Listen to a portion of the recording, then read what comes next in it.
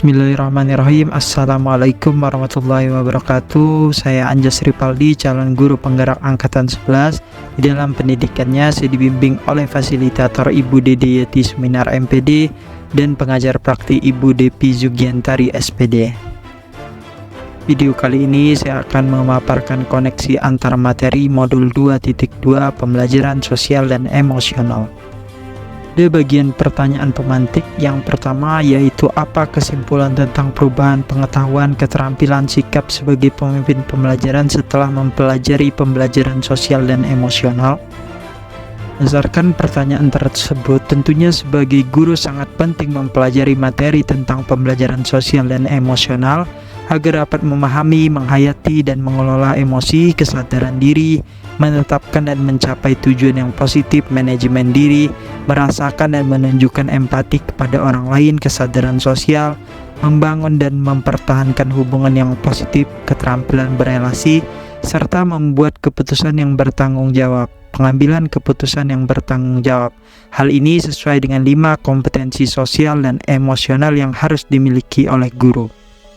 Selain itu, guru juga sebagai pemimpin pembelajaran harus menerapkan kelima kompetensi sosial dan emosional tersebut untuk dapat mewujudkan pembelajaran yang nyaman dan menyenangkan bagi murid, serta membentuk karakter murid yang berbudi pekerti luhur sehingga terjadinya perubahan positif pada pengetahuan, keterampilan, dan sikap murid. Pertanyaan pemantik yang kedua, yaitu apa kaitan pembelajaran sosial dan emosional yang telah Anda pelajari dengan modul-modul sebelumnya?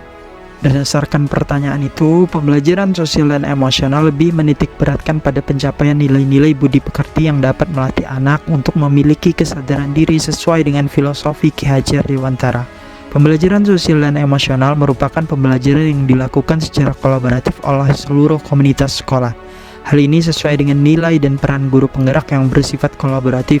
Untuk mewujudkan pembelajaran sosial dan emosional, maka seorang guru penggerak harus dapat menjadi pemimpin pembelajaran yang dapat membuat lingkungan sekolah yang aman, nyaman, menyenangkan, namun tetap menantang dan relevan bagi muridnya.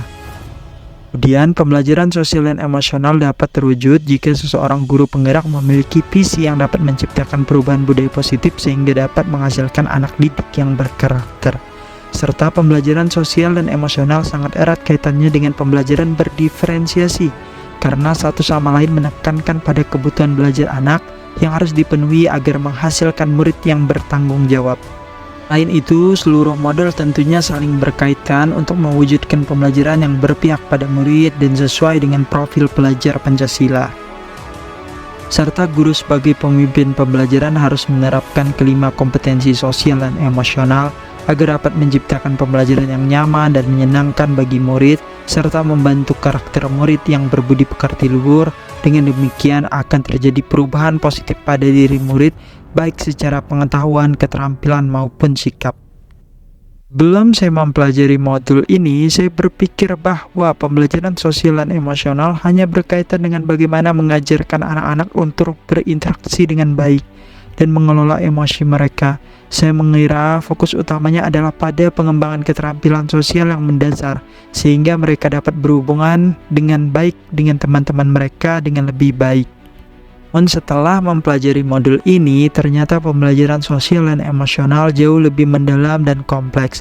Modul ini tidak hanya mencakup aspek interaksi sosial, tetapi juga bagaimana siswa dapat mengembangkan kesadaran diri yang lebih baik, manajemen diri, kesadaran sosial, keterampilan berelasi, dan pengambilan keputusan yang bertanggung jawab. Selain itu, modul ini menekankan pentingnya lingkungan belajar yang aman dan nyaman untuk mendukung kesejahteraan psikologis anak, well-being, dan meningkatkan kompetensi akademik. Selanjutnya, berkaitan dengan kebutuhan belajar dan lingkungan yang aman dan nyaman untuk memfasilitasi seluruh individu di sekolah agar dapat meningkatkan kompetensi akademik maupun kesejahteraan psikologis. Ada 3 hal mendasar dan penting yang saya pelajari, yaitu yang pertama, pentingnya kesadaran diri dan manajemen diri.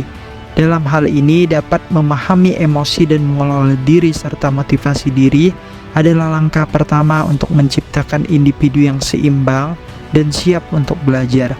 Yang kedua, yaitu pengembangan keterampilan relasional, di mana membangun hubungan positif dan saling mendukung di antara siswa dan antar siswa dan guru sangat penting untuk menciptakan lingkungan belajar yang kondusif.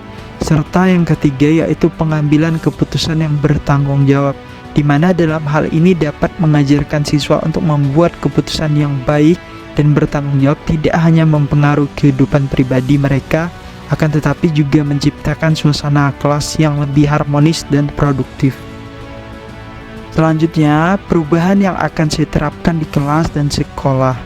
Bagi murid-murid, saya akan lebih memperhatikan kebutuhan belajar individu setiap siswa dan menerapkan berbagai macam strategi pembelajaran yang sesuai dengan gaya belajar mereka, baik itu visual, auditori, ataupun kinestetik.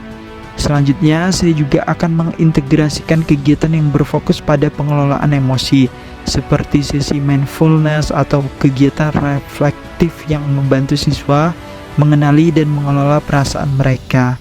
Serta saya juga akan mendorong lebih banyak kegiatan kolaboratif yang memfasilitasi hubungan positif antara siswa, seperti proyek, kelompok, dan diskusi kelas yang menghargai kontribusi setiap individu. Untuk rekan sejawat, saya akan berusaha menjadi teladan dalam menerapkan kompetensi sosial dan emosional sebagai guru, serta menciptakan budaya saling memberi apresiasi sehingga dapat menumbuhkan rasa peduli dan dukungan antar rekan sejawat. Selain itu, saya juga akan berusaha mendorong kolaborasi dan diskusi rutin antar guru untuk berbagi pengalaman atau praktik baik dan strategi dalam mengelola kelas, serta mendukung kesejahteraan siswa sehingga terciptanya lingkungan kerja yang harmonis dan produktif.